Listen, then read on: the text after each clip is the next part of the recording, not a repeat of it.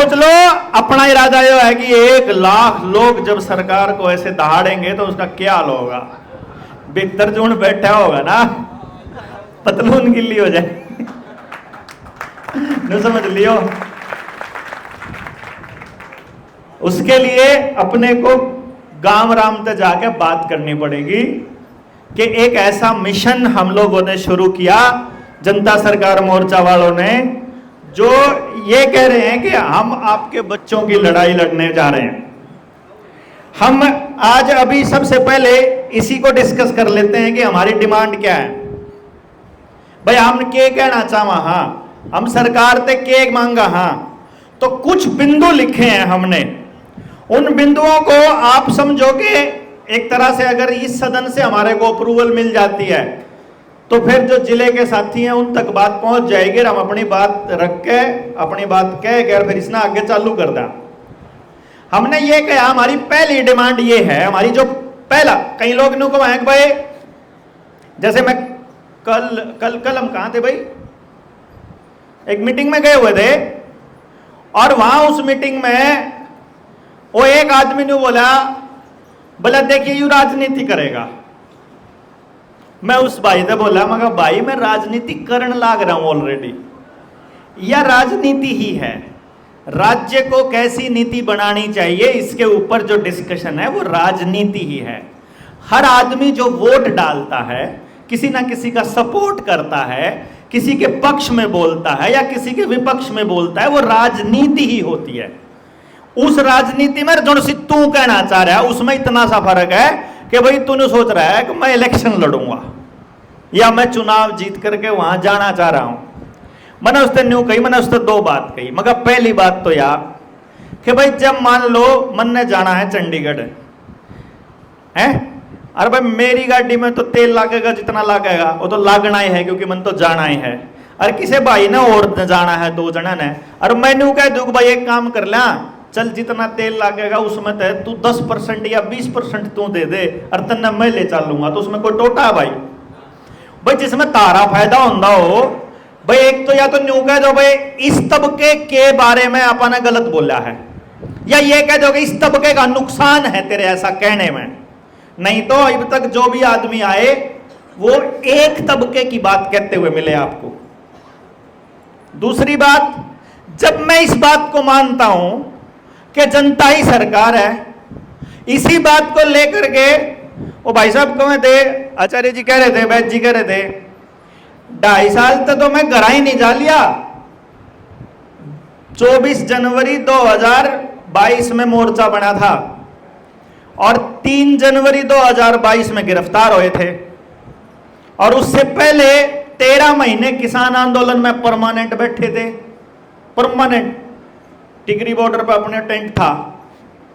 2.5 साल वह हो गए, 1 साल वो हो गया, 3.5 साल तो यही हो गए।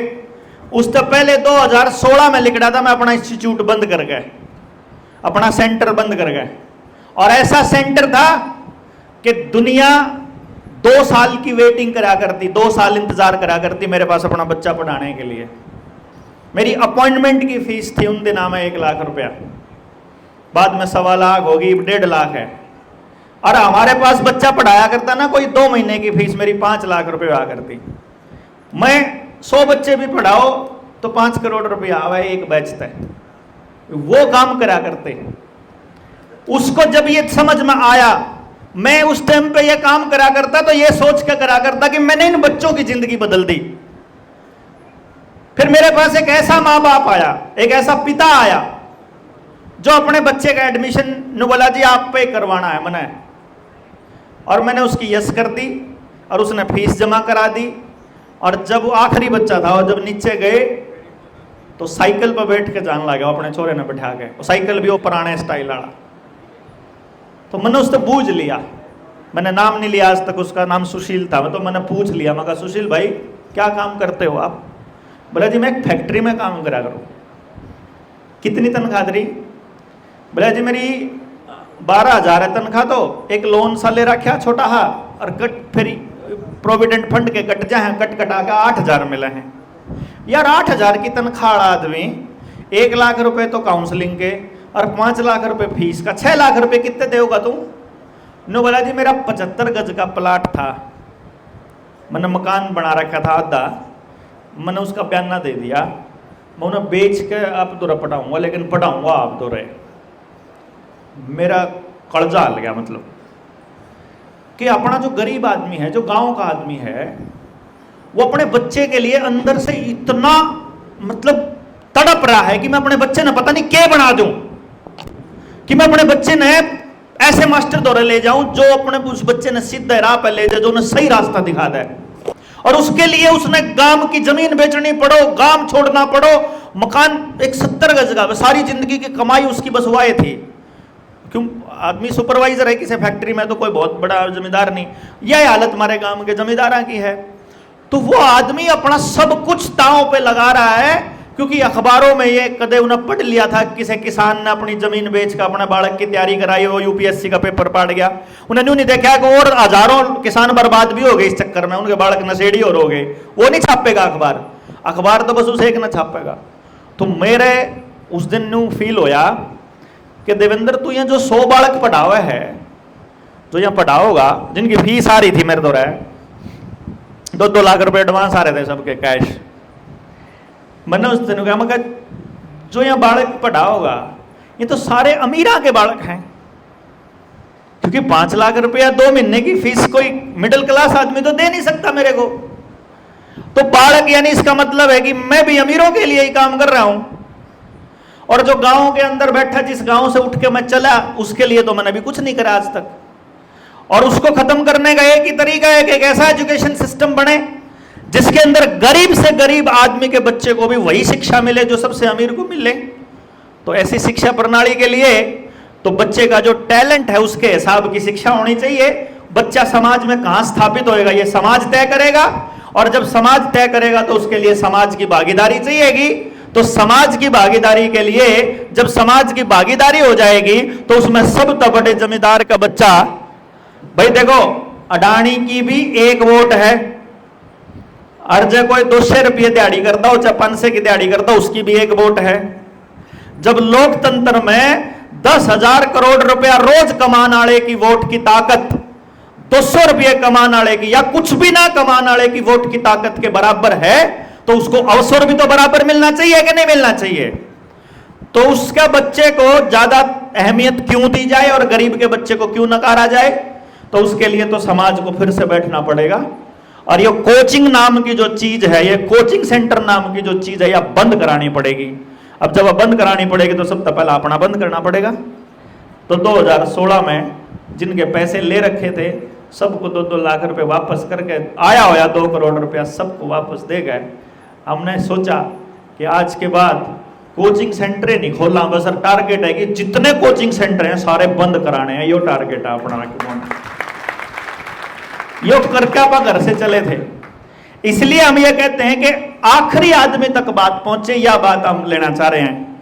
एवं हमने जो अपनी डिमांड रखी है उस डिमांड में हमारी पहली डिमांड ये है कि गांव की जो सामूहिक जमीन है, तालाब, स्कूल, अस्पताल, चौपाल, जंगल, श्यामलात, मंदिर, खेड़ा, गुरुद्वारा, मस्जिद, जिसकी भी जो भी जमीन सरकार ने अपने नाम करी है, वह सारी जमीन वापस ग्राम सभा के नाम की जाए।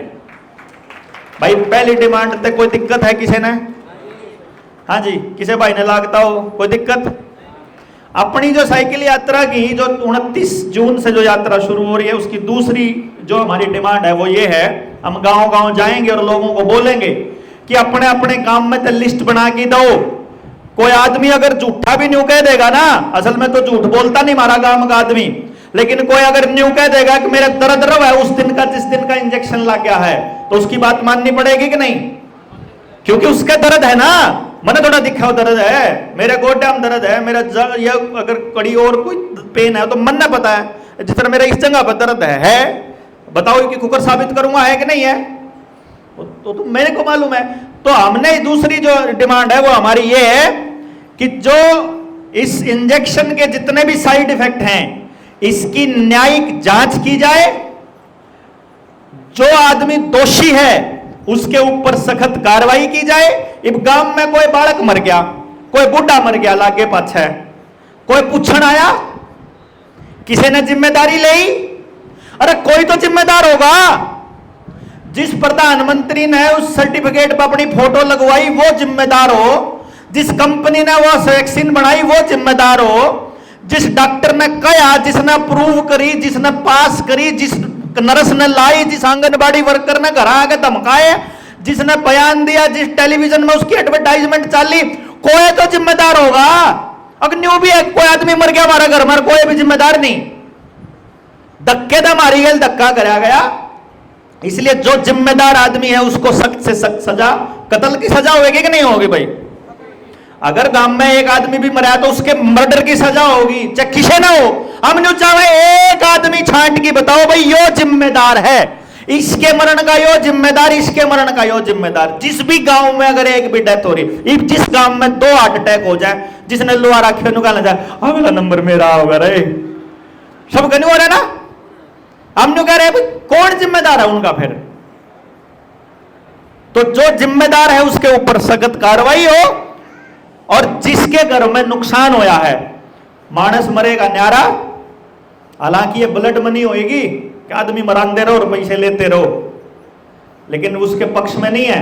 लेकिन हमने सोचा है कि जिन कंपनियों ने लाखों करोड़ रुपया कमाया है उनको कंगला नहीं करा तो फिर फायदा क्या है अपने आंदोलन का, है कि नहीं?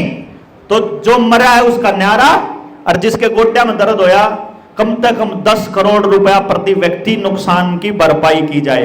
गलत है कि सही है भाई? हमने नहीं चिंता 1 रुपया उसमें से। तीसरी डिमांड हमारी है, चाहे कोई पॉलिसी बनाओ, चाहे कोई कानून बनाओ, चाहे नोटिफिकेशन निकालो या जो मर्जी करो, लेकिन एक चीज तय हो जाए, या फिर गांव इसके ऊपर अपना लठा लो।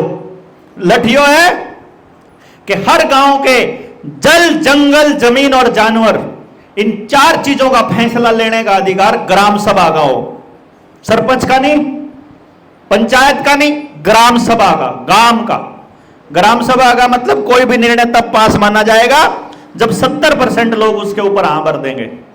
यानी 18 साल से ऊपर का प्रत्येक व्यक्ति ग्राम सभा का मेंबर माना जाता है, और उसमें तो 70% आदमी जब किसी प्रस्ताव को पास कर देते हैं तो उस प्रस्ताव की, पास करे हुए प्रस्ताव की ताकत राष्ट्रपति, प्रधानमंत्री और संसद से भी ऊपर होती है। अगर आपको नहीं पता हो तो ग्राम सभा के पास इतनी ताकत है कि किसी भी सरकार के निर्णय को, किसी भी जज के निर्णय को, समझ लो इस बात को, अगर जुडिशरी ने भी निर्णय दे रखा है और पूरा गांव ग्राम सभा निर्णय ले ले कि कौन मान दे और ये ऐसे होगा, तो प्राकृतिक नियम ये कहता है कि वहां पर वो जो निर्णय है वो ग्राम सभा का ऊपर होगा। अगर आपने ना पता हो तो किसे भाई ने कोर्ट में मुकदमा किस किसने जेल रखा आज तक?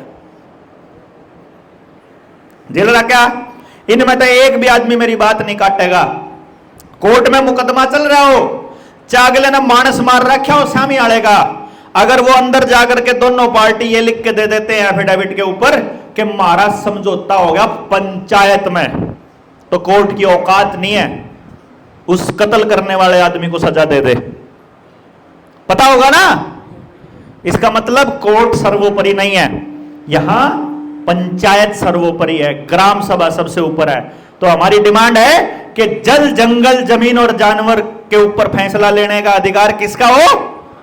ग्राम सभा का, यानी गांव का, क्योंकि उसके अंदर एक एक पेड़, एक एक उसकी जमीन का एक एक इंच का टुकड़ा वो हर गांव के आदमी का है, वो सरकार का नहीं है, पंचायत का नहीं है। तो उसका फैसला वही तो लेंगे जिनका है।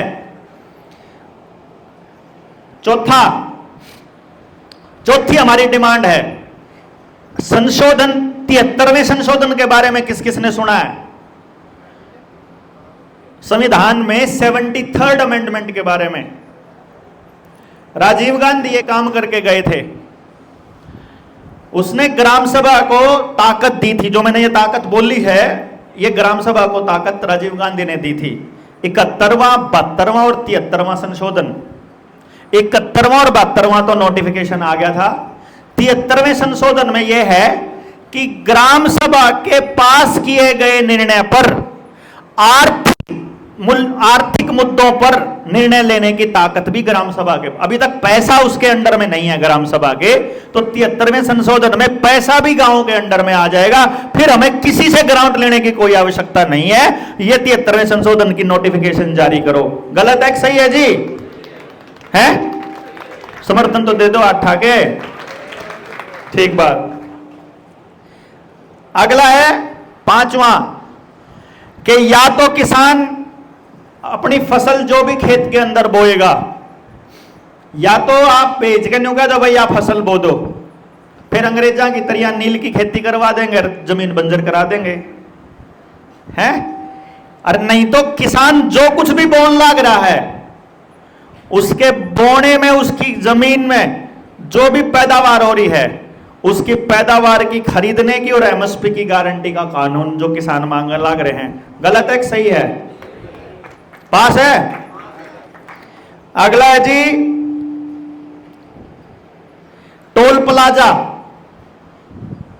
हमारी छाती पे जो मूंग दड़े हैं, हमारी जमीन धक्के तले रखी, अपनी जमीन पे चल रोड बनाने का पैसा भी हमने दिया, गाड़ी लेने का रोड टैक्स भी हमने दिया, और रोड टैक्स देने के बावजूद, अरे और बता दूं, किसी भाई ने नई नई गाड़ी खरीदी हो ना, अपना बिल देखिए उठा के, पहले नंबर पे तो बिल ने ले ले हैं ये आरटीओ वाले डाकू, जिस पे असली कागज हो मालिक वो तो अंधा होगा, और असली कागज तो आरटीओ वाले लिया बैठे।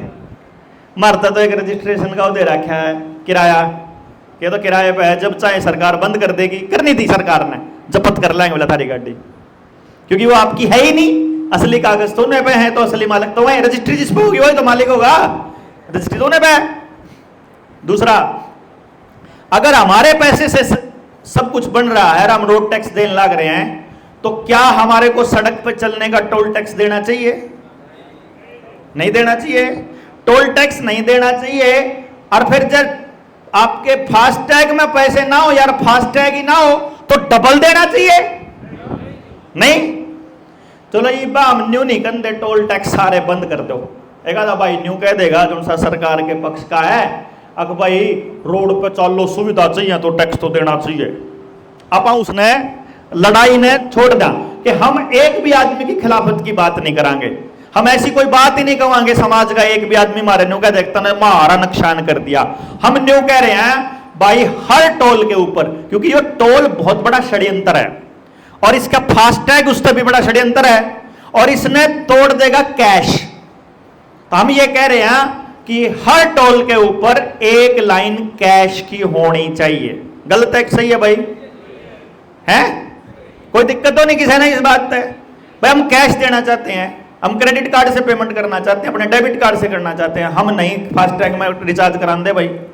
क्योंकि मैं आपको बता दूं, नितिन गडकरी का बयान अभी भी आया था और कुछ टाइम पहले भी आया था। पहले आया था ट्रायल होगा और अभी आया है ट्रायल कामयाब रहा। ट्रायल क्या है कि आपकी गाड़ी के अंदर लगे जीपीएस से टोल टैक्स कनेक्ट हो जाएगा, उसके बाद आपको प्रति किलोमीटर गाड़ी का टैक्स देना पड़ेगा, और सिर्फ प्रति किलोमीटर नहीं, स्टार्ट होने का भी टैक्स देना पड़ेगा। यानी जैसे ही गाड़ी स्टार्ट होएगी, किसे भाई दो रहा है, अगर गाड़ी के ट्रैकिंग करने वाली डिवाइस और वो एप्लीकेशन हो तो आपको बता दें कि आपकी गाड़ी अगर 1 इंच भी सरकती है तो आपके ऊपर नोटिफिकेशन आ जाएगा गाड़ी चाली है भाई अभी, पता है ना। तो वो जो जीपीएस वाली जो ट्रैकिंग है, वो ट्रैकिंग क्या करेगी कि लोकल रोड पे इतने किलोमीटर चाली, डिस्ट्रिक्ट रोड पे इतने किलोमीटर चाली, स्टेट रोड पे इतनी चाली, नेशनल हाईवे पे इतनी चाली, भारतमाला आले पे इतनी चाली, और इसके हिसाब से प्रति किलोमीटर इतना टैक्स, और जिस टाइम पे गाड़ी बंद होएगी खाते में तो ऑटोमेटिक कट जाएगा। क्योंकि वो रजिस्ट्रेशन नंबर एक फोन नंबर के साथ कनेक्टेड है, वो फोन नंबर एक आधार के साथ कनेक्टेड है, और वो आधार सारे कागजों के साथ कनेक्टेड है। समझ गए? यानी कि आपकी सारी संपत्ति एक आधार के साथ कनेक्टेड है, और लैंड रेवेन्यू एक्ट की तर्ज पर आपसे वसूली करना कोई बड़ी बात है नहीं रहेगी अब उनके पास। तो हम ये कह रहे हैं भाई कैश होगा तो मेरी मर्जी। भाई आप सोचो सीबीडीसी आ जाए और जनता सरकार मोर्चा दान मांगने लग जाए आपसे, है। अरे ऊपर तो सीबीडीसी का आदेश आ गया कि जनता सरकार मोर्चा को दान नहीं दे सकते ऑनलाइन, और कैश जेब में है नहीं, वो लिया फिर मारा तो काम। और जहां तक कहूं तो भाई इस व्यवस्था में कर्णमयन भैया का सहयोग जरूर करियो, दान जरूर दे के जाइयो यार है, इसलिए बताऊं हूं मैं। कोई कौन ले रहा भाई? कोई है किसी की ड्यूटी लगाई गए हैं? अशोक जी हैं। कहाँ है अशोक जी? हैं के और उधर कापी पेन ठा रहे भाई। जो भी सहयोग करना चाहो अशोक जी ने जरूर दे के जाइयो है। अनिल भाई, ये अनिल है, यू है सही पीछे लेने का दिखा है, यू भी कन्यादान लिखवाने का, यो ठीक है। चलो दूसरा टोल टैक्स वाला हो गया जी। अगला है जमीन तो अपन ले चुके स्कूलों में, अब हम ये कह रहे हैं कि स्कूल के अंदर सभी स्टाफ, जितना भी स्टाफ है उस स्टाफ की पूरी नियुक्ति की जाए और प्रत्येक बच्चे को रोजगार देने वाली शिक्षा प्रणाली लागू की जाए। भाई हम ये कह रहे हैं कि अगर तुम्हारी पढ़ाई हुई शिक्षा से मेरे बच्चे को रोजगार नहीं मिलता है तो वो शिक्षा बंद हो जानी चाहिए। क्यों जी? भाई मेरा बच्चा जो स्कूल में जा रहा है, जो तुमने सिलेबस, हमारे पास जो अवेलेबल स्कूल है उसमें गया, जो तुमने सिलेबस कहा वो सिलेबस पढ़ा, तुमने क्राइटेरिया बनाया पास होने का, वो पास हो गया। जब वो पास ही हो गया तो उस शिक्षा का क्या करना है वो मां बाप थोड़ी तय करेगा। उन्हें पास करके बोर्ड का फेल करें, बोले अगले पेपर में तो फेल हो गया, नहीं होगा भाई। जब तो फेल है तो फेल है, पास है तो पास है। अगर वो आपका लेवल पास कर गया उसके बाद उसको रोजगार और उसका जीवन कैसे कटे इसकी गारंटी समाज दे, सरकार दे।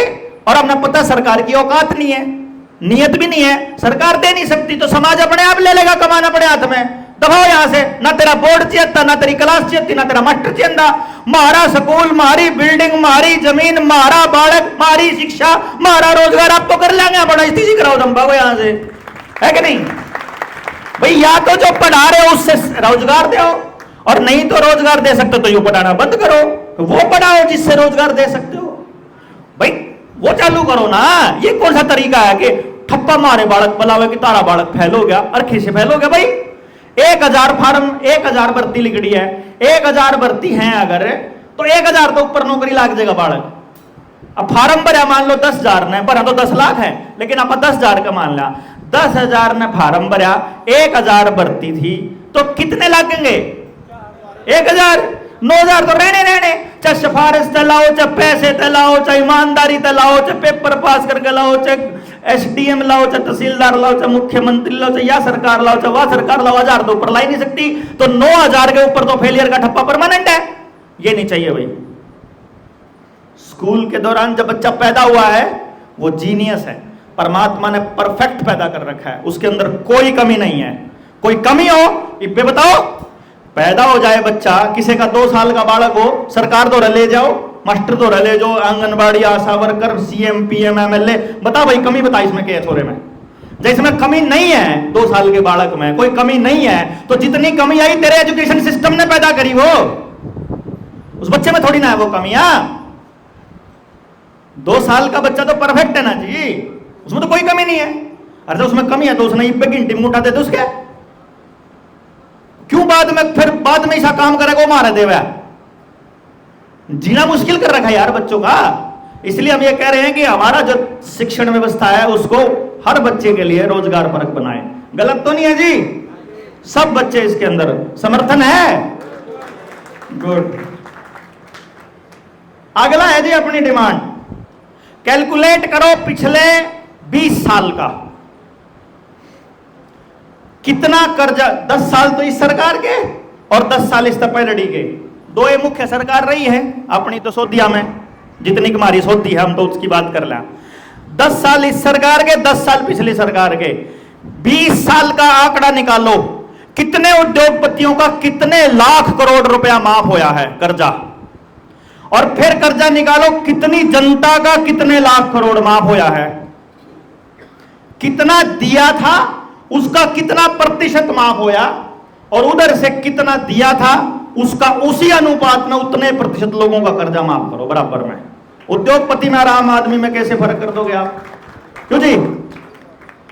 हाँ, गलत तो नहीं? बाकी जो से कर्जे वाले बैंक वाले मसले में तो कोर्ट में उनकी गिट्टी पकड़ांगे आप, उसकी टेंशन ना ले। उसकी मांग नहीं मांगते सरकार पे, वो तो आप उसका तो इलाज बांधन लाग रहे पक्का। हाँ जी, गलत तो नहीं? नेक्स्ट, आप तड़के 6 बजे 7 बजे 5 बजे अगर कदे किसी गांव के इलाके में मोटरसाइकिल पे कितने जाने का मौका मिला गाड़ी में, तो हम आज से 3 साल पहले एक हालत देखा करते किसान आंदोलन के दौरान। बालक गामा के अड्डे पे खेता में दंड बैठक मारते पाया करते, एक्सरसाइज करते पाया करते। उन तक कोई पूछा तो नहीं कहा करते कि भाई आर्मी की तैयारी कर रहे हैं। और अग्निवीर आने के बाद वही बच्चे आज रोज शाम ने बियर की बोतल लेकर बैठे हैं, या देसी की या अंग्रेजी की, जिसी किसी ना बैठते हो तो बता दो अपने अपने गांव का इलाका। हमारे बच्चों के अंदर इतनी निराशा है अग्निवीर आने के बाद कि कोई आदमी फौज की भर्ती की तैयारी भी नहीं करना चाहता कोई बच्चा। नौजवान बच्चों की इस निराशा को देखते हुए अपनी जनता सरकार मोर्चा की डिमांड यह है कि अग्निवीर योजना में जितने बच्चे भर्ती हो रहे हैं इनको वहीं के वहीं परमानेंट कर दिया जाए और नई भर्ती अग्निवीर की बंद करके परमानेंट भर्ती चालू की जाए। गलत तो नहीं भाई? किसी ने भाई ना आपत्ति हो? हैं? ऐसी करके कुछ डिमांड अपन लोग तैयार कर रहे हैं जिसमें समाज के हर तबके को इंक्लूड करने की योजना है कि किसी का भी शोषण ना हो, ऐसी व्यवस्था जनता सरकार मोर्चा बनाना चाहता है। अब आपको यह तय करना है कि आप लोग इस यात्रा के अंदर कितने बड़े लेवल पर सहयोग कर सकते हैं, क्योंकि हमको ऐसा लगता है यह यात्रा बहुत ऐतिहासिक होने वाली है। मतलब चाहे तुम्हारा कुछ लोग आगे फोटो लगेंगे पाछे,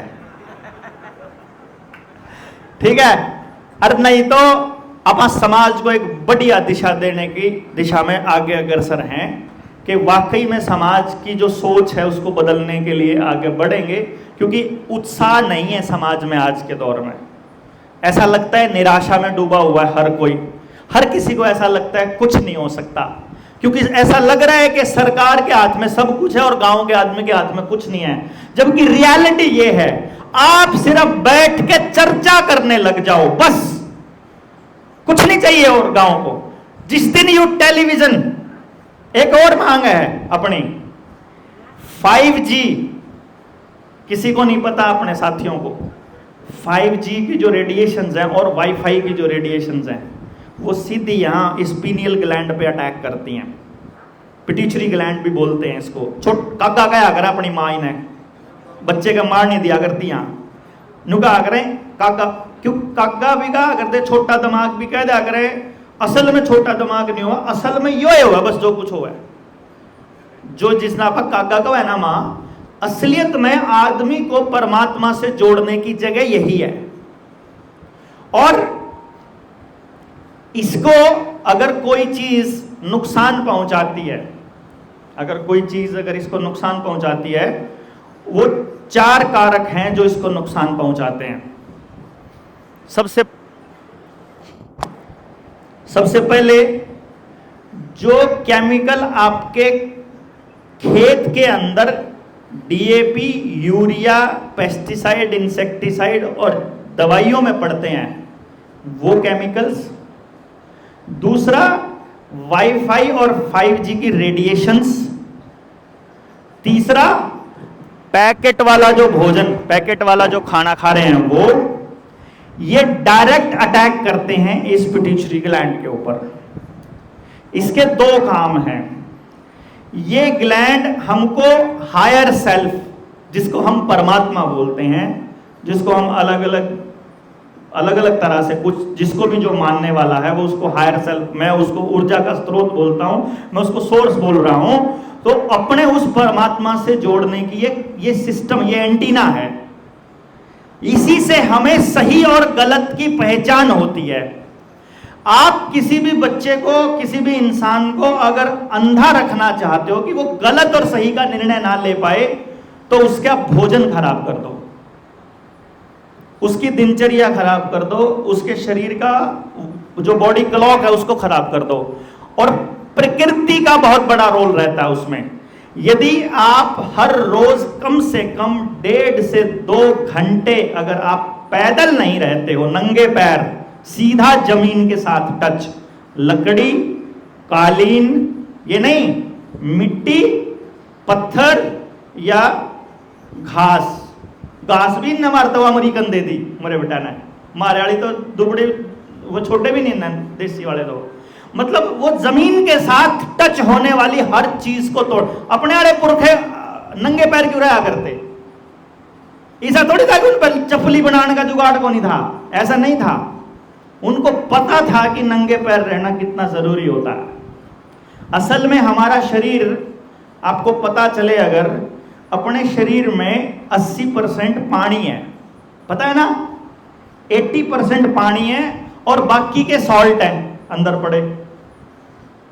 कैल्शियम है, मैंगनीज है, सोडियम है, क्लोरीन है। हाँ, फ्लोराइड का बहुत बड़ा असर होता है इसी के ऊपर, फ्लोराइड का। तो सॉल्ट और पानी ये क्या बनाते हैं? जब बॉडी के अंदर किसी जगह पर पानी और सॉल्ट हो जाए, बैटरी में क्या होया करे? यही तो है, सॉल्ट ही तो होया करे, तो इलेक्ट्रोड बनते हैं। तो असलियत में हमारी बॉडी अपने आप में चलती फिरती एक बैटरी है। आई बात समझ में? और बैटरी का बिजली के ऊपर, मतलब हम लोग इलेक्ट्रिक के कंडक्टर हैं, बहुत बढ़िया, बिजली के बहुत अच्छे कंडक्टर हैं। और बैटरी की खासियत क्या है कि जब उसको, अपने अगर धरती को देखा हो, जब बिजली जब गिरती है तो जमीन की खासियत यह है कि वो सारी की सारी ऊर्जा को सोख लेती है जमीन। तो हमारी बॉडी जब चार्ज होती है, चार्ज कैसे होती है? जब भी हम कोई भी इलेक्ट्रिकल आइटम को हाथ लगाते हैं तो बॉडी हमारी चार्ज होती है। और जब बॉडी हमारी चार्ज होती है तो बॉडी हमारी ताकत घटती है। ठीक है ना? हमारी, यानी कि हमारे जो हमारा बॉडी का फ्लो है करंट का, उससे उल्टी दिशा में अगर बॉडी चलेगी तो। और प्रैक्टिकल देखना हो तो वही पे दिखा दूंगा, किसी ने भाई ना आना हो तो, चेक करना हो तो। है कोई चेक करनिया? आवे के कोई जिसने डाउट हो? आ जा, रह रहा है।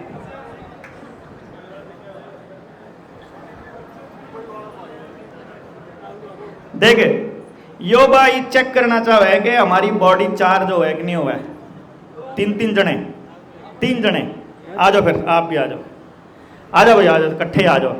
यो देखियो, मैं इसलिए बता रहा हूं कि किसी भाई ने और डाउट हो तो बेशक आ जियो, आ जा भाई, क्योंकि अरे इतने थोड़ी आग रहे हैं, 2 या 3 बतेरे आग रहे, 5 हो गए, आप तो बैठ जाओ।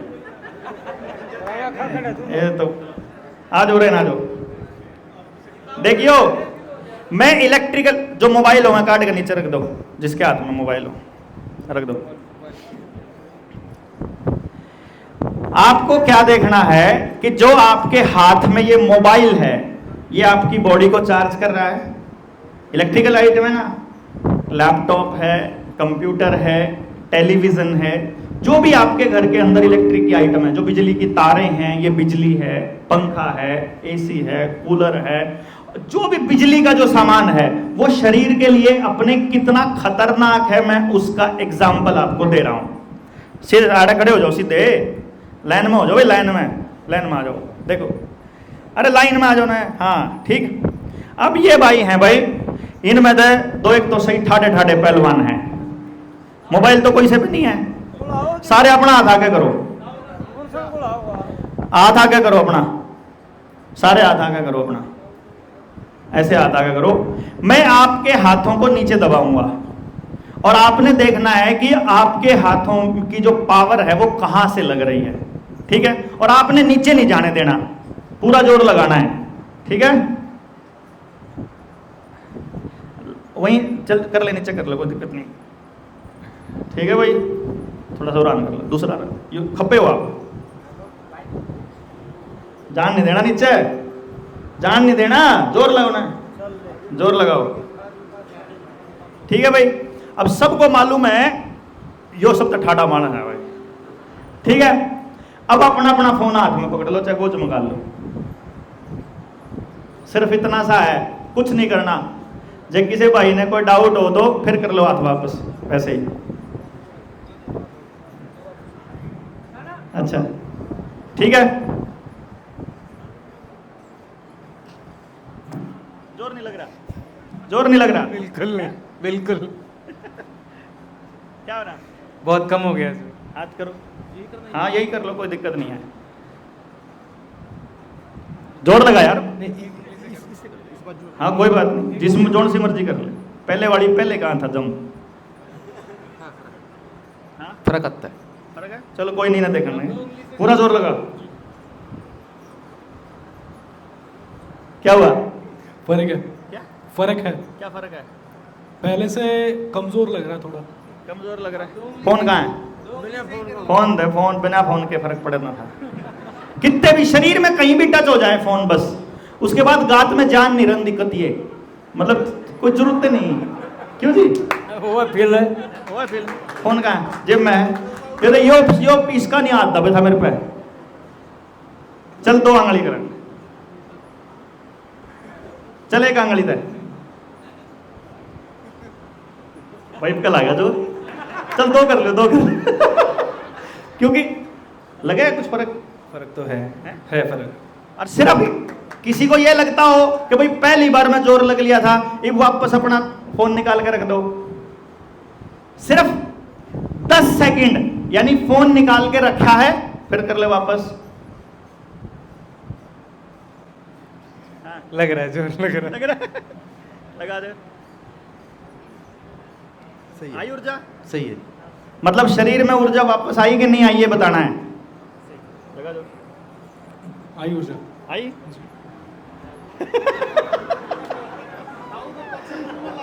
आई कि नहीं आई? हाँ फर्क पड़े। मैं ये कह रहा हूं, ये देख, किसी भाई का पहली बार में मतलब एक्चुअली जोर लग रहा है ना, और पहले फर्क है? नहीं फर्क है, बहुत ज्यादा फर्क है। बहुत ज्यादा फर्क। आप अपना ट्राई कर लेना, रात को आप यहीं हैं। मैंने ये एक्सपेरिमेंट मोबाइल पे देखा था, मेरे यूट्यूब चैनल, मतलब यूट्यूब चैनल पे देखा था। मुझे यकीन नहीं हुआ था, इसीलिए मैं खड़ा होकर आके चेक कर रहे हैं। और ये सिर्फ चेक करने आया था, पर मैंने तो यूट्यूब पर देखा, उन्हें सोचा बस कदा यू मानस अपने ले रहा हो रामदेव की तरिया। चलो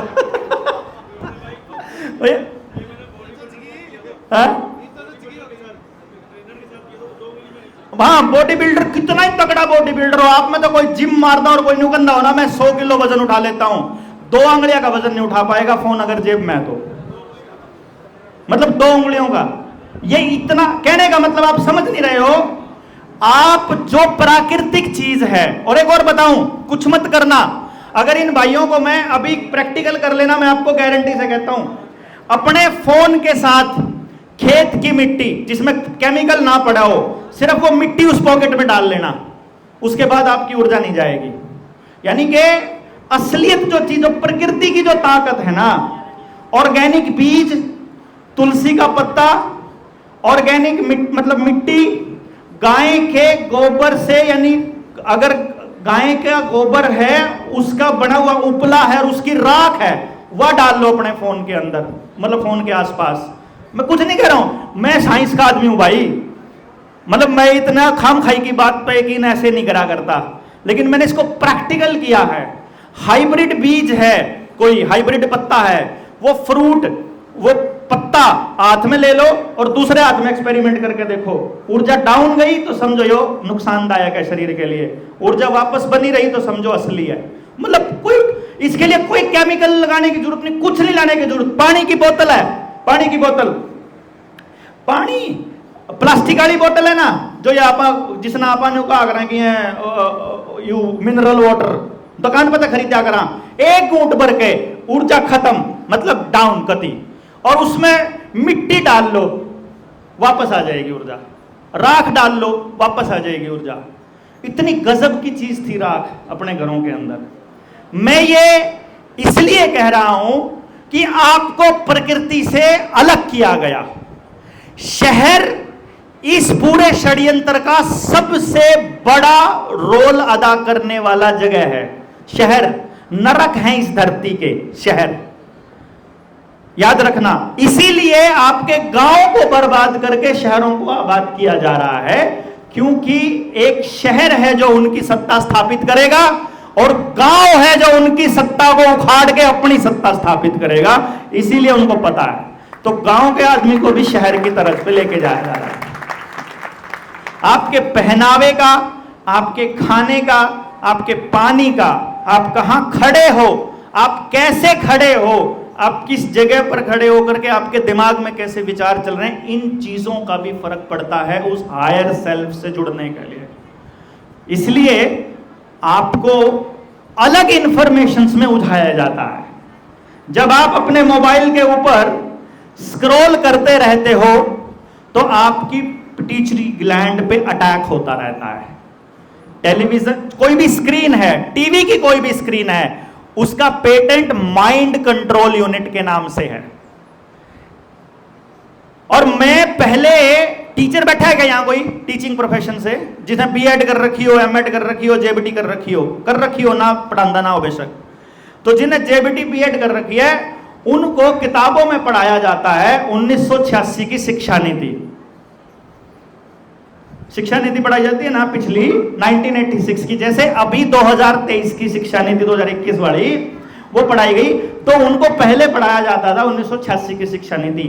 मैं उसको पहले बहुत बढ़िया मानता था कि उसमें ब्लैक बोर्ड का इंट्रोडक्शन हुआ, बच्चे को ऑडियो विजुअल एड्स की मदद से सिखाया जाएगा, चार्ट के माध्यम से सिखाया जाएगा, और बैनर्स की, पोस्टर्स की, और उसके माध्यम से सिखाया जाएगा। तो मैं सोचता था बच्चे को सीखने में बहुत मदद करता होगा। अभी पता चलता है कितना बड़ा षड्यंत्र थी 1986 की शिक्षा नीति। उसका बाप है ये जो नई वाली शिक्षा नीति आ रही है, जो एनईपी बोलते हैं।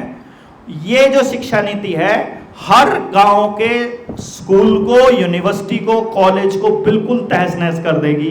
उस पहले वाली शिक्षा नीति ने हमारे बच्चों के दिमाग तहस नहस किए। उस शिक्षा नीति का एक ही पर्पस था, बच्चों को ज्यादा से ज्यादा भ्रम में रखा जाए।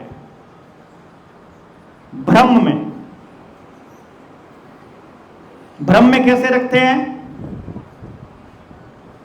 भ्रम में ऐसे रखते हैं, नर्सरी क्लास का बच्चा या पहली दूसरी क्लास का बच्चा जो स्कूल में जाता है, उस बच्चे को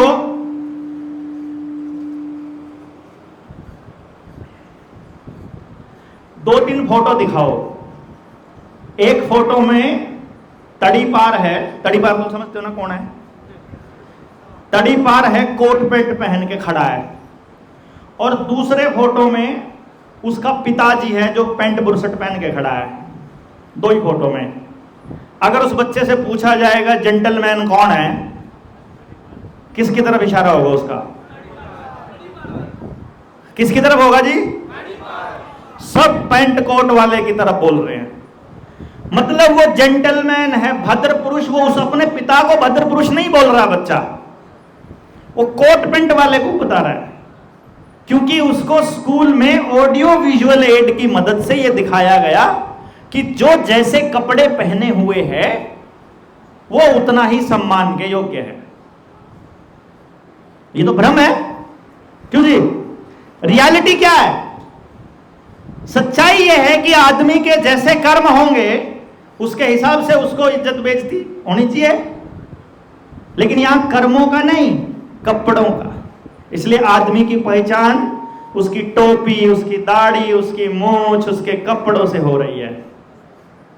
और हम अपनी पहचान छोड़ते जा रहे हैं। गांव वाला ने धोती पहननी छोड़ दी, खिंड का पहनना छोड़ दिया, कुर्ता पहनना छोड़ के कमीज पा गए। मतलब पहचान ना सिखा रहे हैं ड्रेस कोड से, और कह रहे हैं कि ड्रेस अपनी छोड़ दो, पहचान छोड़ दो।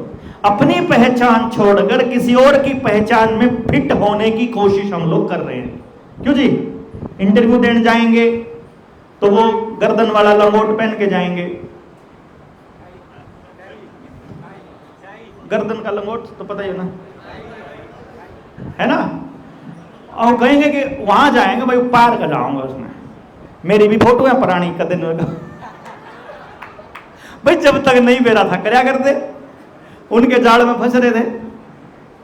और फिर आगे भी पैर लगे के फर्क पड़ रहा है भाई कहीं फिट होना है। देखो हम अनजाने में उनके इशारे पर चल रहे हैं, ये अलग है। हम जानते हुए उनके अंदर घुस रहे हैं, वो अलग है।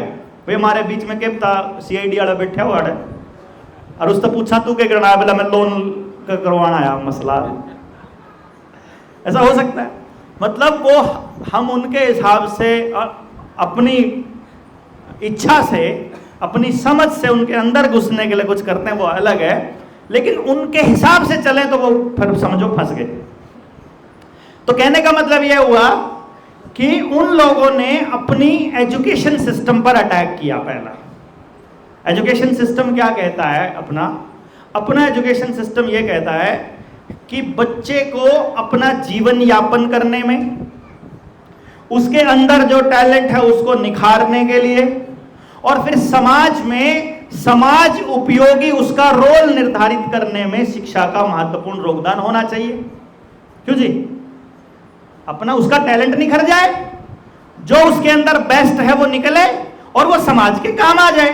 क्योंकि बच्चा समाज की पूंजी होता है, समाज उसको तैयार करता है और समाज के लिए ही बच्चा तैयार किया जाता है। इन्होंने हमारे दिमाग में टीवी के माध्यम से क्या डाल दिया कि बाजार पर आधारित हमारी शिक्षा व्यवस्था हो जाए। आज देखो, किताब प्राइवेट कंपनी की, जूते कंपनी के, और बच्चे के स्कूल में जाओ तो लंगोट पैर के जावा गले वाला, वो भी कंपनी का। बस वहीं उन्हीं को फायदा, पेट्रोल डीजल उन्हीं को फायदा, कार में छोड़ गया वो बस में छोड़ गया उन्हीं को फायदा। क्यों जी? मल्टीनेशनल कंपनियों को फायदा है, गांव का क्या फायदा? कुछ भी नहीं। दो रास्ते बताओ। जीडीपी, इकोनॉमिक्स का किस किस को ज्ञान है थोड़ा बहुत? 1 2 3 4 5 6 लोग हैं। अगर मैं गलत बोलूं तो मुझे टोक देना, अगर मैं ठीक बोलूं तो बाकी लोगों को। इकोनॉमिक्स साढ़े जो आप लोगों को अनर्थशास्त्र पढ़ाया जाता है उसी की डेफिनेशन बोल रहा हूं, अर्थशास्त्र नहीं, अनर्थशास्त्र। अनर्थशास्त्र क्या कहता है कि जीडीपी क्या है? ग्रॉस डोमेस्टिक प्रोडक्शन, सकल घरेलू उत्पाद। जितना अनाज पैदा होगा, जितना सर्विस सेक्टर से इनकम आएगी, जितना फैक्ट्रियों से इनकम आएगी, जितना पशुधन होगा, जितने भी धन का उत्पादन होगा, उसका सारे का टोटल या जो पैसा सर्कुलेशन में है उसे हम जीडीपी बोलते हैं। क्यों जी सरदार जी? गलत तो नहीं बोल रहा भाई? यानी पैसा जितना सर्कुलेट करेगा वो उतनी ही देश की जीडीपी है। ठीक है जी? अब देखो, सर्कुलेट करने का मतलब है मेरे पास पैसा है, वो जितना घूम के जाएगा उतनी जीडीपी बढ़ेगी। अब मैं रहता हूं गांव के अंदर, मेरा बच्चा सुबह सुबह उठा, अगर वो लैट्रिन में जाएगा, लैट्रिन करने टॉयलेट में जाएगा, तो बिजली जलाएगा, तारे इस्तेमाल हैं, बल्ब इस्तेमाल है, पानी की टंकी का भी इस्तेमाल है, पाइपों का भी इस्तेमाल है, वो जो शीट है नीचे उसका भी इस्तेमाल है, खड्डा भी खुदा है उसका इस्तेमाल है, उसको साफ करने वाली टाइल है वो नीला नीला सा प्रोडक्ट डालते हैं उसका इस्तेमाल है, फिर लेटरिन से बाहर लिकड़ के साबुन या फिर हैंड वॉश के साथ धोते हैं उसका भी इस्तेमाल है, और सामने शीशा भी लग रहा है उसका भी इस्तेमाल है। ये सारा इस्तेमाल है। इसमें कंपनी का लाभ कि गांव का लाभ? कंपनी का लाभ। एक दूसरा तरीका है कि मेरा बच्चा सुबह उठ करके या मैं उठ करके जंगल में चला जाऊं, खुरपी ले जाऊं साथ में, अपने गांव के लोहार पर बनाई हुई उस खुरपी के खड्डा खोदू, वहां उसमें लेटरिंग करूं, ऊपर तक माटी ढक दूं, और खड्डे में पानी पड़े उस खड्डे के ला धो लूं और अपना घर आ जाऊं माटी के धो करने। इसमें किसका फायदा? कंपनी का, प्रकृति का? कोई नुकसान तो नहीं आया इसमें? इसमें पैसा लग गया, दूसरे वाली में उसमें लग गया, तो जीडीपी किसमें बढ़ेगी? देखो, इसमें कंपनी का फायदा होया, और जो पानी हमने इसमें जो नीला नीला प्रोडक्ट डाला, जो हैंड वॉश वाला केमिकल इस्तेमाल किया सिंथेटिक, वो पानी कभी भी अंडरग्राउंड पानी जाकर के खुद साफ नहीं हो सकता। नीचे जो पानी होता है ना, जमीन के नीचे पानी, उसकी खासियत है वो अपने आप को साफ करता रहता है। उसमें ऐसे कीट पैदा होते रहते हैं कि वो पानी में पैदा हुई गंदगी को खाते रहते हैं। अगर वो गंदगी प्रकृति की वजह से है, आप सोचो, एक बात बताओ जरा, एक बात बताओ, आप सोचो कि मान लो आपके घर में पानी रखा है घड़े में 1 हफ्ते का, और टंकी में रखा है 15 दिन का, 15 दिन से टंकी साफ नहीं हुई, और एक नलके से पानी का डहा है 1 गिलास में, इनमें से ताजा पानी कौन सा होएगा? नलके का। वो तो हजारों साल से पड़ा नीचे है। जो नीचे पानी है धरती के, वो तो हजारों साल से है, उसको ताजा क्यों बोला? क्योंकि नीचे वाला पानी अपने आप को शुद्ध करता रहता है जब तक उसमें केमिकल ना मिलाओ। इसका मतलब है अगर आपने जीडीपी बढ़ाने वाली टॉयलेट का इस्तेमाल किया तो पानी भी खराब किया और कंपनी के पास फायदा गया, और यदि आपने प्रकृति को मजबूत किया है, देसी इस्तेमाल किया, तो जीडीपी नहीं बढ़ेगी, लेकिन प्रकृति मिट्टी में मिट्टी हो जाएगा और कोई नुकसान पानी का नहीं होगा।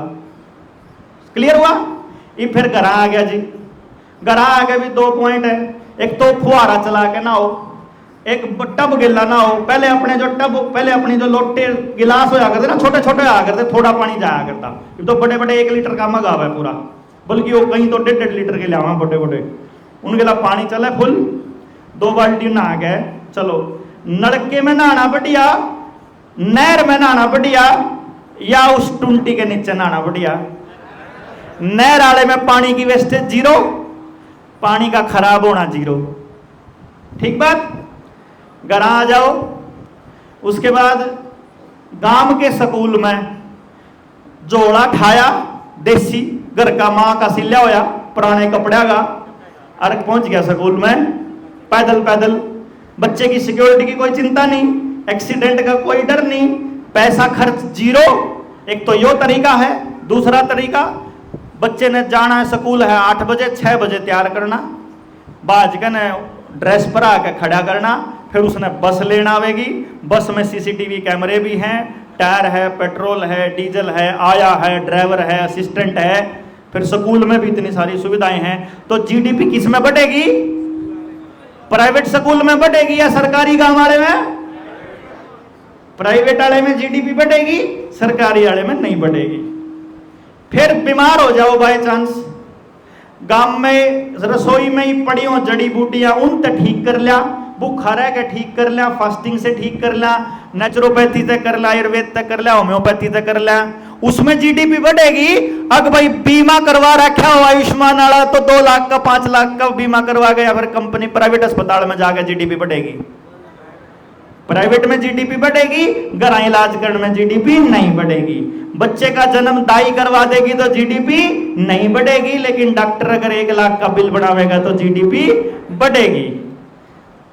इसका मतलब नौकरी करने के लिए अगर काम में खेत में काम करेगा हाथ गेला तो जीडीपी नहीं बढ़ेगी। ट्रैक्टर के काम करोगे, ट्रैक्टर से करोगे, पेस्टिसाइड डालोगे, डीएपी यूरिया डालोगे, जितना केमिकल डालोगे जीडीपी बढ़ेगी। अगर उसका उत्पादन इस हिसाब से हो जाए कि पूरे गांव में सर्कुलेट हो जाए, सारा अनाज सर्कुलेट हो जाए, उनकी मेहनत सर्कुलेट हो जाए, तो जीडीपी नहीं बढ़ेगी और उसमें जीडीपी बढ़ेगी। अब आप मन न्यू बता दो, यो जीडीपी ना बढ़ने वाली जिंदगी बढ़िया है कि जीडीपी बढ़ने वाली जिंदगी बढ़िया है? ना बढ़ने वाली बढ़िया है। इसका मतलब आपका विनाश ही देश का विकास है। भाई जीडीपी को उन्होंने विकास की परिभाषा मानी है, और विकास यानी जीडीपी तब बढ़ रही है जब आपका नाश होता हो, जमीन का भी नाश होता हो, पानी का भी नाश होता हो, मेहनत का भी नाश होता हो, शरीर का भी नाश होता हो, परिवार का भी नाश होता हो, गांव का भी नाश होता हो, भाईचारे का भी नाश होता हो, तो जीडीपी बढ़ती है नहीं? इसका मतलब गांव का विनाश ही देश का विकास है। अब ये वाली जो थॉट प्रोसेस है अनर्थ शास्त्र में तो नहीं पढ़ाया जाता है। क्यों जी? ये स्कूल में कॉलेज में किसी बच्चे को नहीं पढ़ाया जाता। तो ये मारते जो कॉलेज का बच्चा होगा, पीएचडी कराया, वो होगा, अच्छा तो तो ही आदम के जमाने में लेके जाना चाहे है भाई। मैंने कहूं आदम के जमाने में बता क्यों कर बोला ईब देख भारत दुनिया की चौथी पांचवी अर्थव्यवस्था बन गया है। फिर मैं उसने न्यू को मखा भाई एक बार न्यू काम कर वर्ल्ड इकोनॉमिक फोरम के इंटरनेशनल मॉनेटरी फंड IMF के आंकड़े उठा के देख 1860 में भारत दुनिया की टॉप अर्थव्यवस्था थी। ये तो पांचवी है वह तो टॉप थी। और जब वह टॉप थी 1860 में आप में से बहुत से लोगों ने अपनी दादी नानी के पैरों में गले में हाथों में सब जगह सोना और चांदी देखा होगा जरूर। किस किसने देखा? मैक्सिमम लोगों ने देखा है। यह वो अर्थव्यवस्था थी जिसमें गांव के हर आदमी, मैंने गरीब से गरीब आदमी के घर में भी सोना और चांदी देखा है। दिहाड़ी करने वाले आदमी की लुगाइया के मतलब पैरों में मैंने सोने की चांदी की बचत देखी है। और आज जो सा 60,000 रुपए सैलरी लेवा है, 1 लाख सैलरी लेवा, अपने बालक ने ऑर्गेनिक खुआ के दिखा दो, परिवार के साथ समय बिता के दिखा दो, टेंशन से बाहर रह के दिखा दो, बीमार हुए बिना रह के दिखा दो, अपने बच्चों के लिए सुरक्षित रह के दिखा दो, खुल के 2 दिन हंस के दिखा दो। है क्यों? गलत तो नहीं कह रहा जी? जब 10 मन की होया करते 1 एकड़ में 10 मन पैदावार होया करती तो सोना चांदी था हर घर के पास। और अब 120 मन हो जाए पूरे साल में तो सबके सोने चांदी गहने दर रखे, गोल्ड फाइनेंस हड़ा पे है कि नहीं भाई? जय अनपढ़ रह के अपा पूरा दिन ठहाके मार के हंस सकते हो बिना लड़े, और पढ़ लिख के टेंशन ही टेंशन और बेरोजगारी हो तो कौन सा रास्ता बढ़िया है भाई? भाई खुश रहना टारगेट है। अगर भाई खाम खाई डिग्री लेकर घूमे जाओ, देखो डिग्री के लाश के दिखाओ, आशा तो अंदर से जाएगा खुशी से। और खुश आदमी कब रहेगा?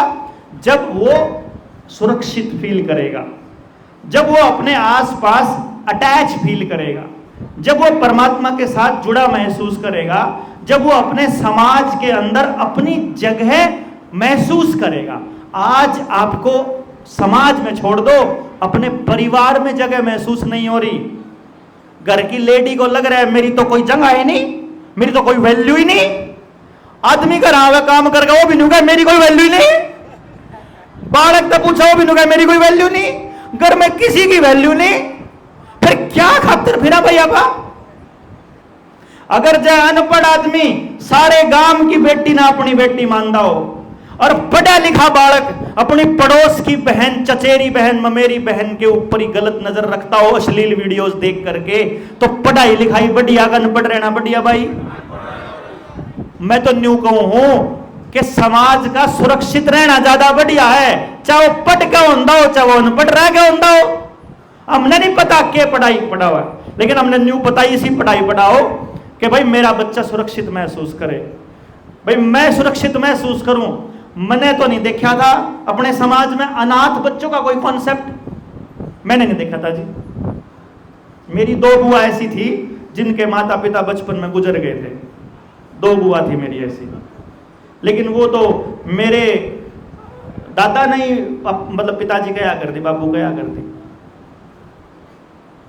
समझ गए नहीं बात? अपने यहाँ तो अनाथ का कॉन्सेप्ट नहीं था, विधवा का कोई कॉन्सेप्ट, मतलब बेसहारा नाम की कोई चीज हमारे यहां नहीं थी, या थी जी अपने समाज में। बस हम जनता सरकार मोर्चा वाले वो समाज बनाना चाहते हैं कि जय देश की लड़ाई लड़ते हुए, समाज का काम करते हुए मारे में तो किसी का कुछ हो जाए तो उसने इस बात की टेंशन नहीं होनी चाहिए कि मेरा परिवार एकला रह जाएगा भाई।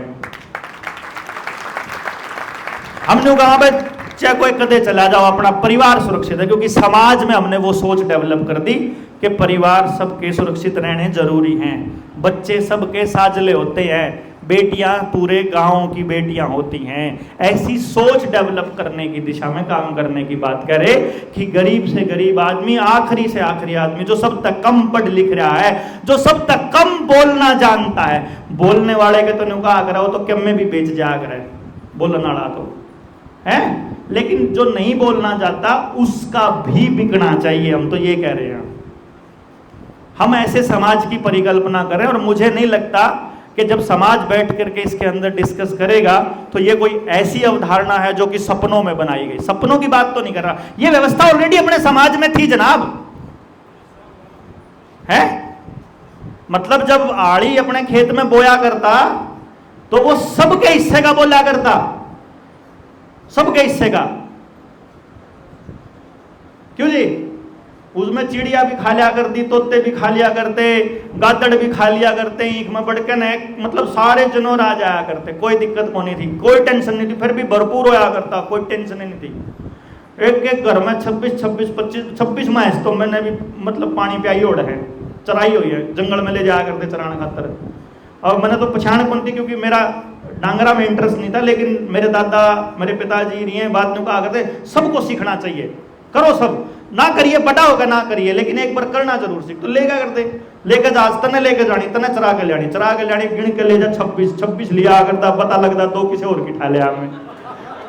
और फिर आप टोंदे फिर देख किसकी है तो फलाने की, मेरे को नहीं शक्ल को नहीं ध्यान में रहा करती, क्यों मन तो जो सारे सरदार एक जिसे दिखा है न्यू सारी में ऐसे एक जैसी दिखा है। माइंड नहीं करना, लेकिन पॉइंट ये है कि जिसका इंटरेस्ट नहीं है वो उसको फौरी तौर पे देख लेगा उसको, ऐसा होता नहीं है। पॉइंट ये था कि हम सबको सब काम करने सिखाए गए थे और इसीलिए हमको डर नहीं लगता है, इसलिए हम प्रकृति के नजदीक हैं, इसलिए आज भी सच की लड़ाई बोल सकते हैं। जिसने अपने बच्चे को ये कह दिया ना कि तू तो पढ़ ले, डांगरा का काम तो मैं कर लूंगा, तू तो पढ़ ले, खेत का काम तो मैं कर लूंगा, आज वो अपने बालक ने ईब के कह बेरा है, जिसने यह लाइन बोली थी ना, ओ ईब अपने औलाद ने कहा कुछ तो कर ले, अरे बनो कह मैं क्या करूं, कर ले क्या मैं कर ले, क्या करूं बता, जब तो तेरा करने नहीं दिया, कुछ करने सीखने का टाइम था तो है, जब तो बाप ने नहीं करने दिया, मां ने नहीं करने दिया, अरे इब्नु कह क्या मैं कर ले, इब्नु कह कुछ कर दे नहीं, बालक निकम्मे हो गए। लेकिन अपने पास समाधान है, अपने पास ऐसा एजुकेशन सिस्टम बनाने का भी समाधान है कि गांव का एक भी बालक बेरोजगार ना रहे, गारंटी है इसकी, अगर गांव इकट्ठा होकर आता है, क्योंकि अपने पास एक टैलेंट है, अपने पास जनता सरकार मोर्चा के पास कह लो, मेरे पास कह लो, कि हम 3 साल की उम्र से लेकर किसी भी बच्चे के बारे में ये जानकारी लगा सकते हैं कि इस बच्चे को परमात्मा ने कैसा दिमाग दिया है और ये किस तरह के काम करने के लिए बना है। तो बालक का पता चल गया तो गांव के सारे बड़का का पता चल जाएगा कि नहीं लग सके। गांव के नौजवान बच्चा ना हम ट्रेनिंग देवांगे और उसके बाद अपने काम की व्यवस्था बना लो, उसके लिए क्या क्या चाहिए वो सारे रिसोर्सेज लाकर इकट्ठे को गांव राम इकट्ठा हुए पीछे को नहीं कोई समस्या आंदी। समस्या तब तक है जब तक हम चर्चा नहीं करते।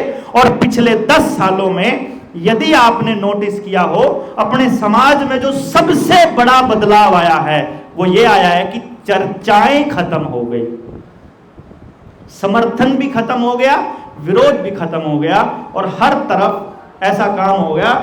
मतलब मैं तो एयरपोर्ट पे, रेलवे स्टेशन, बस स्टैंड पे कितने जड़े सी में प्लग से लाके पावे ना, बालक अपना मोबाइल की चार्जिंग लाके इन्हों खड़े हुए फोन पे लाके इसे लाके जणों कटड़ू बांध रखा है नहीं जो खोर पे बन जाया करे, बंधे पड़े रहे बालक, सारे बंधे पड़े हैं। और जो गुलाम न्यू है अगर सारे फोन पे न्यू चल रहे सड़क पर, देखोगे ना है कि नहीं, सारे बिल्कुल ऐसे कर दिए हैं। वो ऊपर उठाने की फुर्सत ही नहीं है किसी को, ऊपर देखने की फुर्सत नहीं है। वो किसी देखो छोटे मोटे ढाबे पे जाओ, बड़े होटल में जाओ या किसी बढ़िया से उस पे जाओ, रेस्टोरेंट बढ़िया सा, मतलब दिखण में बढ़िया, खाने में तो कबाड़े पाओगा। वो उड़ जाओगे ना तो उस पे भी जाके देखोगे 4 दोस्त आ रहे हैं, बढ़िया ड्रेस पर रखे, बढ़िया गाड़ी से उतरेंगे, उतर दिया ना इन्हों करेंगे, पाओगे फिर बैठ जाएंगे चारों अपने अपने फोन ना बुला के रहेंगे। वो आवेगा खाने का आवेगा सामान, खावेंगे, फोन न धर देंगे, बाइट लेंगे, फिर उठा के देखेंगे, फिर धर देंगे, फिर उठाएंगे। कोई बात करने का टाइम नहीं किसी को रहा। क्यों जी? थिएटर में चले जाओगे, मॉल में चले जाओगे, आपको सब जगह ये गुलाम दिखाने देते हैं। अब इससे मुक्ति कैसे होगी भाई? इससे मुक्ति होगी अगर गांव राम ने न्यू बेरा लग जाए कि जो वाईफाई की रेडिएशंस हैं और जो इस मोबाइल की, अभी यह मोबाइल का एक्सपेरिमेंट तो देख लिया ना आपने। अब जो आदमी इस मोबाइल को यहां डाल के रखता है वो समझो अपने हार्ट को एटम बम के नीचे रखा हुआ है। जो आदमी इसको यहां रखता है पॉकेट में, वो समझो नपुंसक होने की कगार पे है, क्योंकि आपका स्पर्म काउंट खत्म हो रहा है धीरे धीरे, क्योंकि इस एरिया को बिल्कुल खत्म कर देगा ये, जो भी बच्चा इसको यहां रख रहा है। क्योंकि इसकी रेडिएशन का असर कितना है, अगर आपको देखना है ईएमएफ मीटर लेके लाओ बाजार से, 2000-2500 रुपए का आता है ईएमएफ मीटर। उससे आपको इलेक्ट्रोमैग्नेटिक फोर्स पल्स का पता चलेगा कि ईएमपी कितनी तगड़ी है इसकी। इसमें जो सार वैल्यू होती है, सार वैल्यू होती है किसी भी मोबाइल की, किसी भी डिवाइस की, आप बॉडी के नजदीक लेके आते हो या दिमाग के नजदीक, यहाँ दिमाग जितना यहां लगा के रखोगे उतना ही आपके दिमाग को ये माइक्रोवेव ओवन की तरह भूनता रहता है। मतलब अपने जो सेल है उनको डेड करता है, बेसिकली ये मारता रहता है। जितना फोन यहाँ टच रहेगा, हाथ में रहेगा तो हाथ के सेल डेड। आपने देखा होगा किसी के हाथ सुन होने लगे हैं ज्यादा फोन यूज करने वाले के, हाथ खड़ा करके बताइयो। ये देख, ये हाथ सुनो, जब से 5G आया है इनके हाथ सुन हो गए हैं। और ये एक नहीं है, आपने महसूस नहीं किया, क्योंकि अभी आप, इसका मतलब है कि आप या तो कोई शरीर का काम करते हो, जो लोगों ने हाथ नहीं उठाया ना, इसका मतलब वो थोड़ी बहुत एक्सरसाइज करते हैं तो फीलिंग आनी शुरू नहीं हुई है। जिनने हाथ उठाया ये वो लोग हैं जो बैठे बैठे का काम करते हैं। बैठे रहने का काम करने वाले आदमियों को जल्दी महसूस होने लग जाएगा, और जो मेहनत करने वाले हैं उनको देर से महसूस होएगा। लेकिन ये सब की बॉडी के सेल्स को मार रहा है।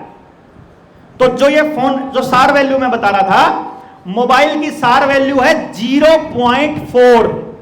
कितनी है?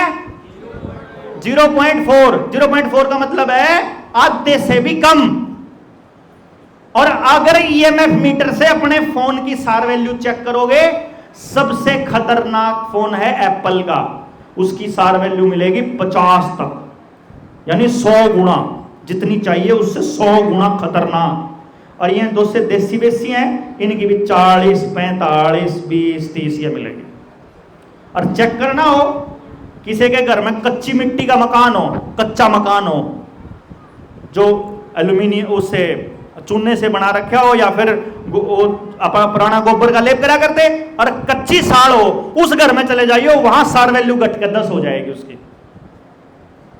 कच्चे मकान में मोबाइल की रेडिएशंस की जो सार वैल्यू है वो भी कम हो जाएगी। इतनी गजब की चीज होया करती है, हमारे पुरखों ने जो बनाई थी। और इन्होंने हमारे को ये कंक्रीट के जंगल दे दिए, शहर दे दिया, मकान, मतलब मकान बनाएंगे अपना, लेंटर पड़ेगा। आज लेंटर पड़ने का मतलब नाश की जड़ शुरू होगी, समझो उससे। यानी कि जिसके घर में लेंटर पड़ गया वो लिया, समझो नाश उसका, क्योंकि वो उतना ही दूर जाता जाएगा प्रकृति से। आपके घरों के अंदर जो ये टाइल लगी है, ये जो टाइल है ना, ये कैल्शियम कार्बोनेट है असल में।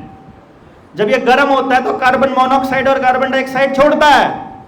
ये जहरीला है असल में हमारे बच्चों के लिए, जो शहर की इन टाइलों के अंदर रहते हैं। ये असल में नुकसानदायक है। और ये शौक, ये हमारे को शान की चीज बना के दे दी, पेश कर दी हमारे सामने।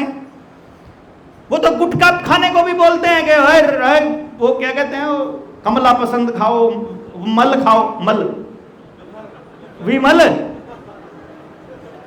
है, बोला मिल बैठेंगे 3 यार, है कि नहीं। डर के आगे जीत है, टॉयलेट क्लीनर पीने को बोलते हैं, डर के आगे जीत है। वो तो आपको दारू पीना सिखा रहे हैं। वो आपको, वो रणबीर कपूर ने तो अभी पीछे सी वो केकड़े खाए, वो बोल रहे इंसेक्ट खाने पड़ेंगे आने वाले टाइम में। पता है ना आप लोगों को, जिसको नहीं पता बता दे। ये लोग आपको आने वाले टाइम में हर बच्चे की चॉकलेट में जो ये जितने ये जेल आते हैं, जेल खाने वाले जो जेल आते हैं, इसमें ये कीट पतंगों का पाउडर मसल के डाल रहे हैं, क्योंकि वो अजीनोमोटो का काम करता है। वो अपने जीभ के ऊपर जब जाता है तो जीभ के टेस्ट बर्ड जो है उनको खराब कर देता है। उस टेस्ट बर्ड को खराब करने से क्या होगा कि जो बंदा उसको खा लेगा अगली बार उसी को मांगेगा, अगली बार ना वही चाहिए उसको, दूसरे ब्रांड का नहीं चलेगा, वही चाहिए, क्योंकि वो उसके टेस्ट बर्ड खराब हो लिए। अब माँ की बनाई हुई रोटी अब उसे अच्छी नहीं लगेगी, अब उसे वो गोबर बर्गर चाहिए, गोबर ही है वो, मतलब एक तरह से पिज्जा चाहिए, कॉकरोच वाली चॉकलेट चाहिए। चॉकलेट के अंदर कॉकरोच होता, पता है ना आप लोगों को? अभी क्या होता है, कोकोआ से बनती है चॉकलेट। कोकोआ बड़ी तीखी स्मेल होती है उसकी ना, कोकोआ के जो बीन्स होते हैं, और जब उनको फर्मेंटेशन के लिए वो डालते हैं, उसको जब उबाल करके जब उसको छोड़ देते हैं ठंडा होने के लिए, तो उसकी इतनी तीखी स्मेल है कि वो कॉकरोच को अट्रैक्ट करती है। तो वह आवे है और उसमें उस खड्डे में उसमें पड़ जाए, और वो गर्म होती है, गर्म हो तो चिप जाए उसमें, जो कर गुड़ की लाड़ी में चिप जाया करे। अब वो बाद में फिर वह कह दे, अब FSSAI तो कह दे भाई ये तो आवा ही है इतना, तो FSSAI ने, FDI ने खुद अप्रूवल दे रखी है कि आप 4% तक की ब्लेंडिंग कर सकते हो। ब्लेंडिंग मतलब मिलावट, और वो 4% नहीं होती, 25% 50% चल, जितना चला चलन देना, की दिक्कत है उनका, मुझे बड़ा खराब, खुद नहीं खाते वो कभी भी। मोबाइल का आविष्कार करने वाले कभी मोबाइल इस्तेमाल नहीं करते। वाईफाई जिसने बनाया, अपने घर में वाईफाई नहीं है उसके, मतलब इनको पता है कि मेरे यहां क्या है। आपको पता है कोल्ड ड्रिंक संसद में बैन है, कोल्ड ड्रिंक संसद में बैन है, क्योंकि उसकी एक रिपोर्ट है जिसके अंदर ये दिया हुआ है कि इसमें तो एंडोसल्फान भी है, ये तो अंदर जहर है, तो और वो जहर हमारे बच्चों के लिए खुला है, कोई दिक्कत नहीं है। और एक काम कर लो, पता करो, मैं जो नौजवान बच्चे हैं उनके लिए बता रहा हूं, 3 तेल अपने दिमाग में बिठा लो, 3 तेल, राइस ब्रैन, पाम ऑयल जिसको बोलते हैं, और तीसरा cotton seed oil. Rice bran से तेल बनता है, वो पेट में पड़ा रहता है, कभी हजम नहीं होता, वहीं पड़ा रहेगा। पाम ऑयल कैंसर करता है, वो भी नहीं हजम होया करता। कॉटन सीड ऑयल, आजकल जितनी कॉटन है, जितनी भी कपास है, यानी कॉटन सीड ऑयल मतलब बिनोले का तेल, कॉटन जितनी भी आज कॉटन है वो बीटी कॉटन है। बीटी कॉटन जीएम है, जीएम मतलब जेनेटिकली मॉडिफाइड, जेनेटिकली मॉडिफाइड जिसका जीन बदल दे। जैसे सुंदर सुंदर से टमाटर आते हैं ना, गोल गोल सुंदर सुंदर, ये टमाटर में मछली का जीन है, ठीक है। ऐसे ही खीरा है सुंदर वाला, बिना बीज का कोई भी फल आपको नजर आ जाए, वो सारे जेनेटिकली मॉडिफाइड है।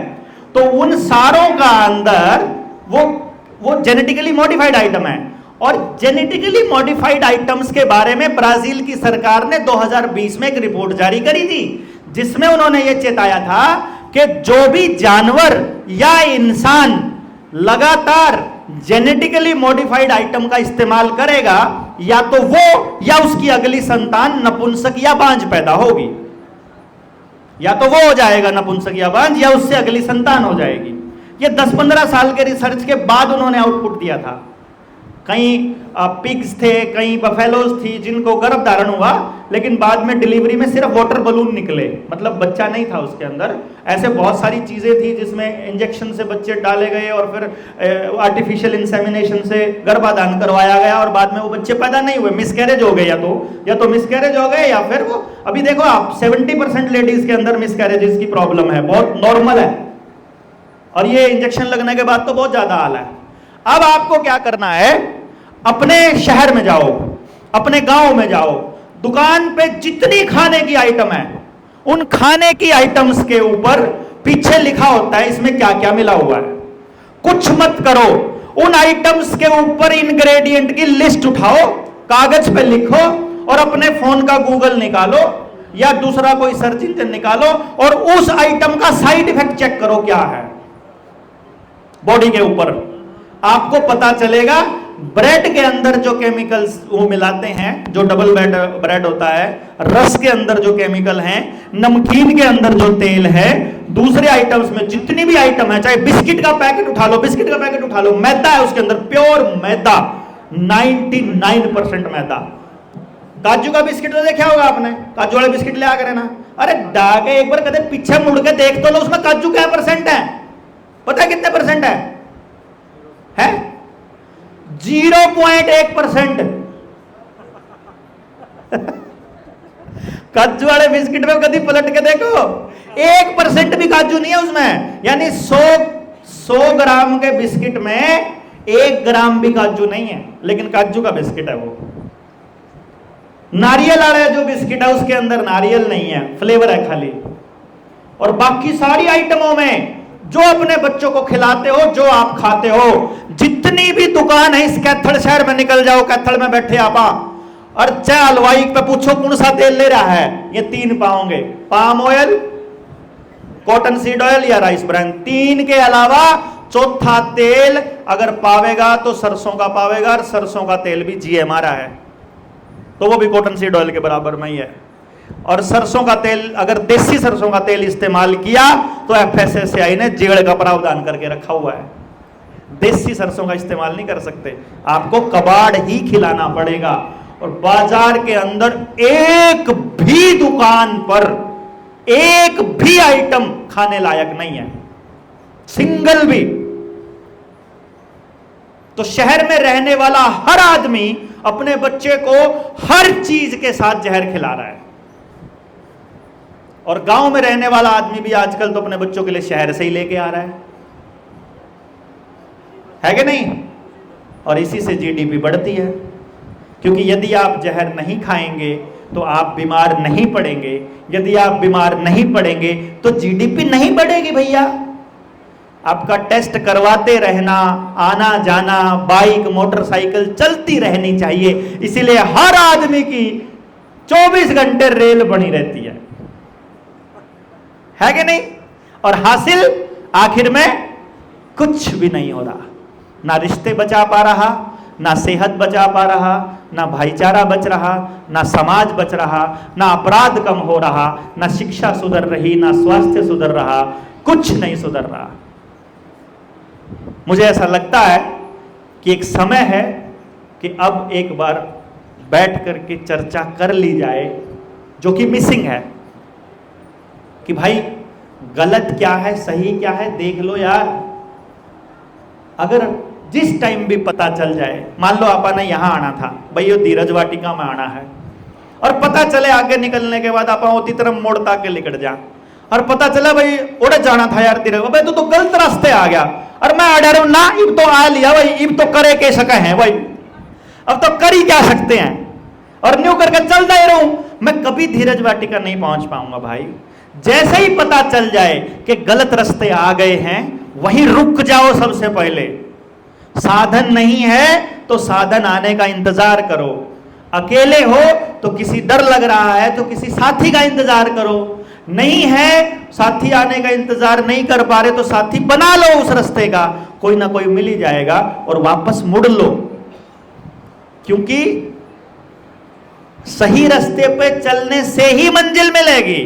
और हमारी मंजिल, आदमी जात पैदा होने की मंजिल कम से कम ये तो नहीं है कि सारी जिंदगी नौकरी करके मर जाए, हैं? क्यों जी भाई, 40-45 साल तक तो सेहत खराब करके नौकरी करते रहो, और फिर जितना पैसा कमा लिया 45 के बाद सारा डॉक्टरा से पूछ दो, और फिर आखिर में ठन ठन गोपाल। यही तो हो रहा है शहर के आदमी के साथ, क्यों जी? यही हो रहा है ना। इसीलिए आप गांव में रहते हो कि शहर में रहते हो, शहर के कल्चर को अपनाने का मतलब है नरक अपने घर में लेकर के आना। वापस मिट्टी से जुड़ने का समय आ गया है। अगर आपको ना पता हो तो मैं बता देता हूं, हाईवे के ऊपर बहुत सारे होटल ऐसे खुल चुके हैं जो गैस पे बनी हुई, तंदूर पे बनी हुई रोटी 25 रुपए की देते हैं, और चूल्हे की बनी हुई रोटी 80 रुपए की देते हैं। समझ गए ना? अमेरिका के अंदर भी कच्ची मिट्टी के घरों का चलन आ चुका है, और कच्ची मिट्टी के घरों के अंदर, मिट्टी के घरों में टेम्परेचर कम से कम 10 डिग्री, 5 से 10 डिग्री का टेम्परेचर का फर्क रहता है, एसी की जरूरत नहीं है। पेड़ इन्होंने हमारे खेतों से असली वाले पेड़ निकाल दिए और हाइब्रिड बीज हमको दे दिए। ऐसे पेड़, अभी बोला पेड़ लगाओ पर्यावरण दिवस पे, एक भी आदमी ने पेड़ लाना नहीं आ रहा। कोई सफेदे का ला रहा, कोई पाम ट्री ला रहा, कोई क्या का ला रहा, असली पेड़ भी नहीं लाने आ रहे, ना फल फ्रूट के ला रहे, ना उनके संभाल कर रहे, ना बड़ ला रहे, ना पीपल ला रहे, ना नीम ला रहे। और नीम ने भी हाइब्रिड ले आवा हमारे बेटे कीड़े होता ठा के कुछ हो। सरकार तो जितने भी पेड़ आपको देगी वो सारे हाइब्रिड बीज देगी, असली नहीं देगी। असली के लिए तो आपको थोड़ा तप करना पड़ेगा, ढूंढना पड़ेगा, टोक ले आना पड़ेगा। तो ये बीज बचाने की लड़ाई है जिया, नस्ल बचाओ रैली अपन ने करनाल में करी थी, उसका मतलब ये था खेत का बीज खत्म हो चुका है, डांगरा का बीज खत्म हो चुका है और मानस का बीज खत्म होने की कगार पे है। तो बीज खत्म तो सभ्यता खत्म। और आपका डीएनए चेंज करने का गेम है, वो डीएनए बचाने की लड़ाई जनता सरकार मोर्चा लड़ रहा है। अब डीएनए बचाने की ट्रेनिंग तो ट्रेनिंग है, मैं बता सका सरकार तक ऊपर का वाक मारा डीएनए दे दो उल्टा सरकार से, क्योंकि ये वाली बातें अब डीएनए बदल दिया, इसका मैं कैसे साबित कर सकता हूं भाई? हाँ, मैं तो इस तरह साबित कर सकूं कि पहले अगर कोई हमारे घर की बाण बेटी ने छेड़ दिया करता तो काट दिया करते, डीएनए में था काटना। अरे ईब न्यूका में दे अपनी छोरी ने इंजेक्शन लाने खातर भेज दे, और नहीं तो पेपर नहीं देने देवांगे, और सारा गुणबा भेज दिया, लड़ नहीं पाए। क्यों जी?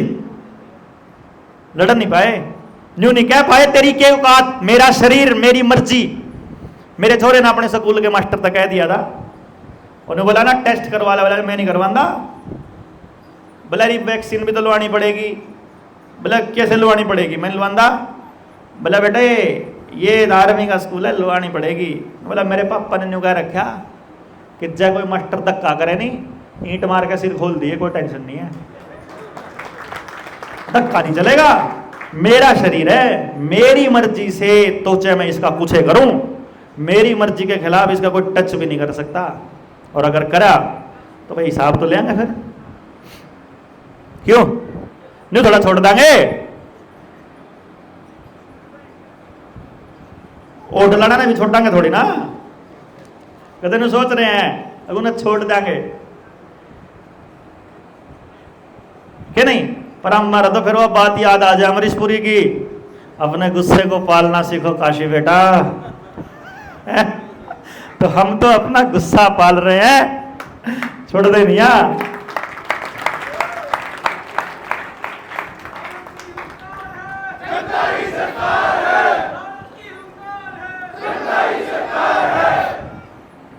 तो यह बीज बचाने की लड़ाई है असलियत में तो, और पूरा तंत्र है।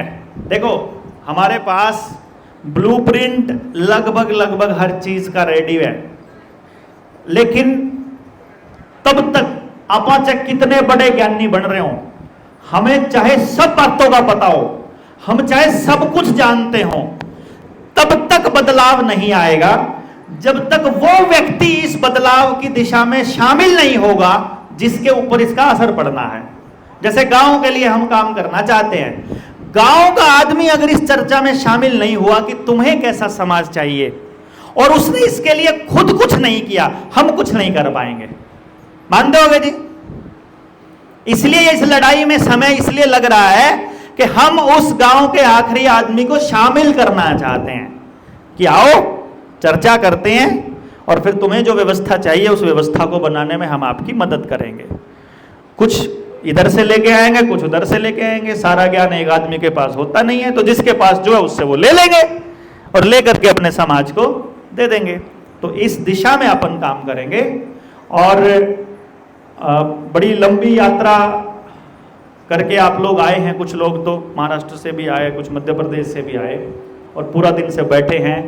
यहाँ तो भीड़ भी इतनी थी कि पैर आपके जो हैं वो सीधे भी नहीं हो पा रहे, और 7:15 साढ़े 7 बजे का टाइम है।